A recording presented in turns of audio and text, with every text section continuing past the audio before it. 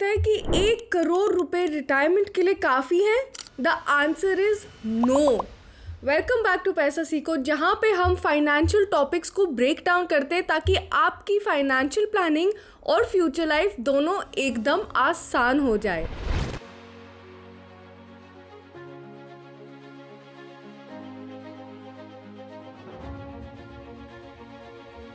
काफ़ी लोगों को ये लगता है कि 1 करोड़ बहुत सारे पैसे होते हैं, और हाँ देखो, ऐसे देखा जाए तो 1 करोड़ बहुत सारे पैसे होते हैं, लेकिन ये एक मैजिक नंबर है जो लोगों ने जिसका एक बहुत बड़ा हवा बनाया हुआ है और सबको लगता है कि 1 करोड़ का रिटायरमेंट बेस्ट आइडिया है। लेकिन एक्चुअली 2026 में जो हमारे फाइनेंशियल रूल्स हैं, जिस तरह मनी बिहेव करता है, उस हिसाब से 1 करोड़ रिटायरमेंट के लिए बिल्कुल भी काफ़ी नहीं है। इसी वीडियो में हम वो सारे रीजंस ब्रेक डाउन करेंगे कि आप 1 करोड़ में रिटायरमेंट क्यों नहीं कर पाओगे और आपको एक्चुअली कितने पैसों की ज़रूरत है। तो शुरू करते हैं। सबसे पहले ये समझते हैं कि हम कैसे रिटायर करते हैं और हमारे पेरेंट्स कैसे रिटायर करते थे। पुराने टाइम पे एक डिफाइंड बेनिफिट पेंशन नाम की चीज़ होती थी, जिससे हर पर्सन अपने रिटायरमेंट में पेंशन बेनिफिट्स एंजॉय करता था।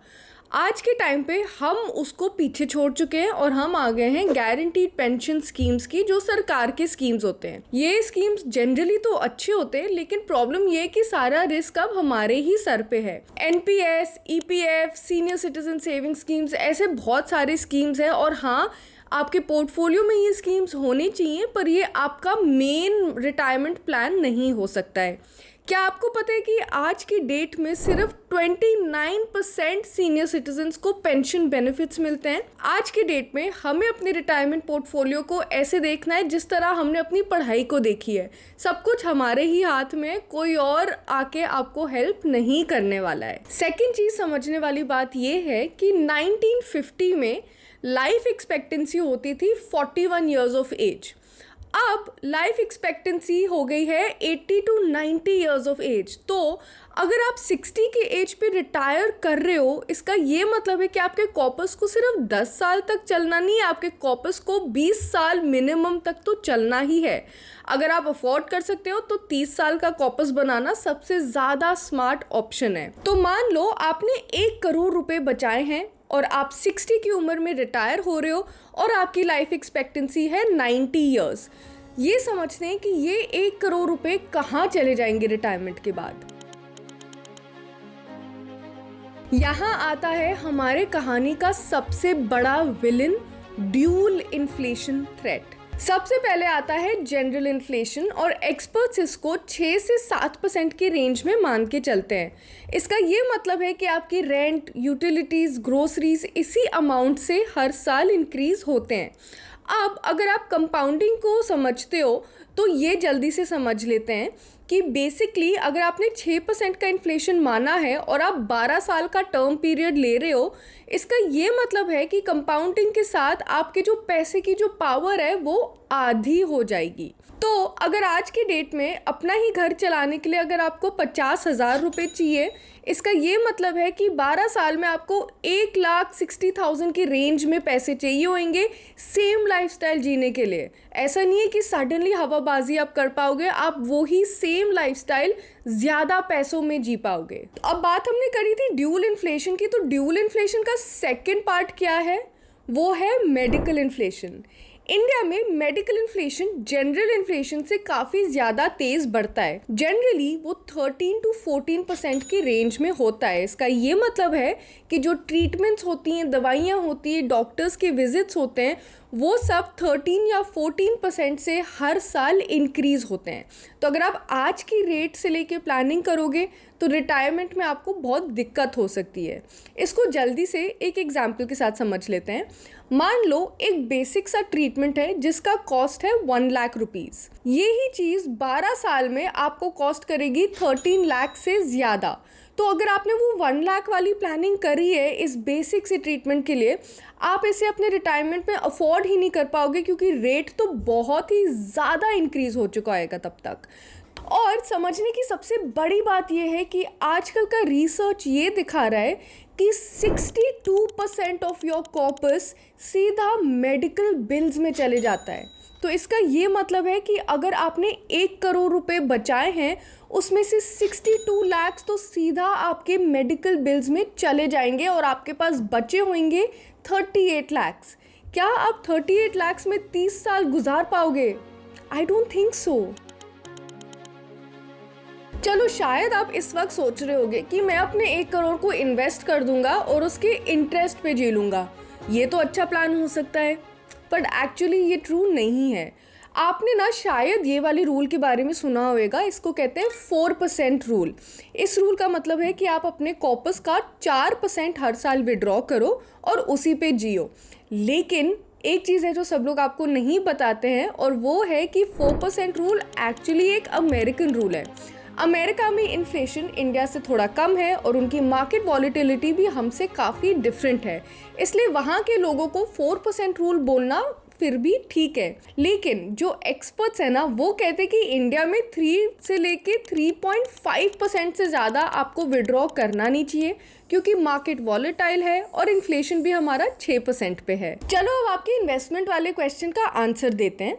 मान लो आपने 1 करोड़ रुपए को इन्वेस्ट कर दिया और आपका पोस्ट टैक्स रिटर्न 8% पे आ रहा है। आप हर महीने 50,000 रुपीज़ विड्रॉ करते हो, जिसका मतलब है कि आप साल में 6 लाख रुपीज़ विड्रॉ कर रहे हो और आप अपनी लाइफ इन पैसों में जी रहे हो। अब समझते हैं कि ये पैसे ज़्यादा हैं या कम। पहले 5 साल ना आप बहुत ज़्यादा खुश हो गए अपने इस आइडिया के साथ।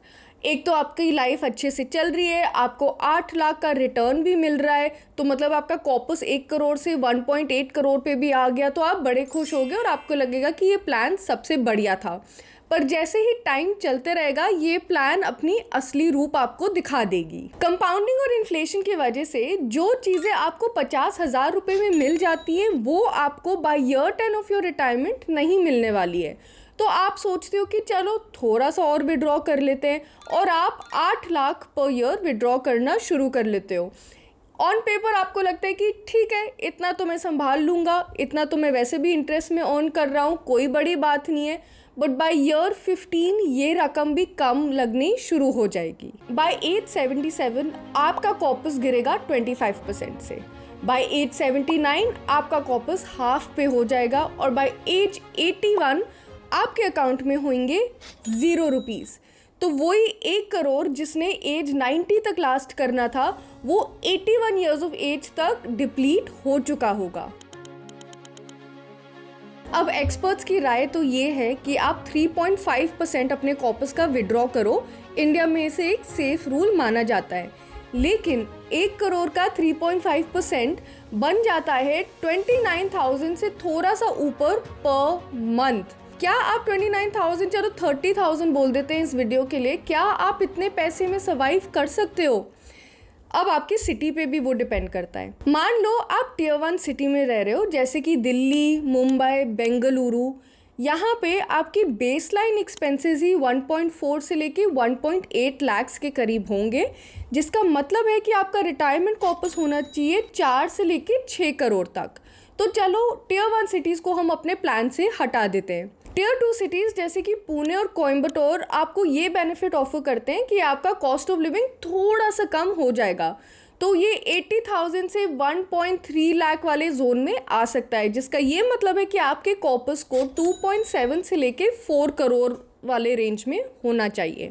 तो चलो टियर 2 सिटीज़ भी हम साइड में हटा देते हैं। अब बात करते हैं सेमी अर्बन टियर 3 सिटीज़ के, जैसे कि मैसूरू और भुवनेश्वर।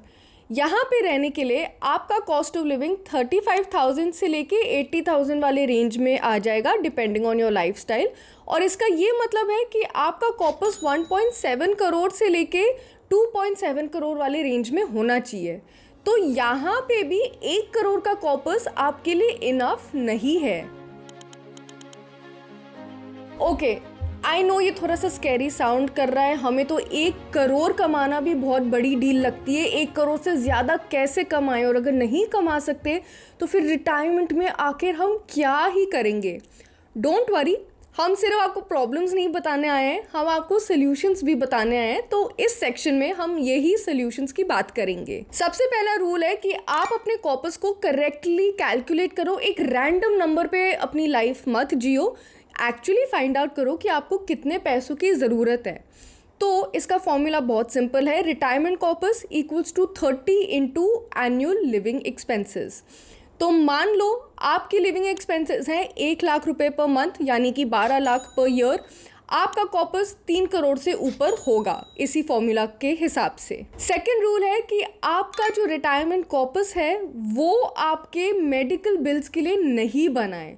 आपको एक सेपरेट लिक्विड फंड क्रिएट करना पड़ेगा जिसमें मान लो 30-40 लाख रुपए आप जोड़ के रखोगे और जो भी आपके मेडिकल इश्यूज होंगे आप इसमें से ही पे करोगे। मोर इम्पॉर्टेंटली, एक हेल्थ इंश्योरेंस पॉलिसी में आप अभी इसी वक्त इन्वेस्ट करोगे।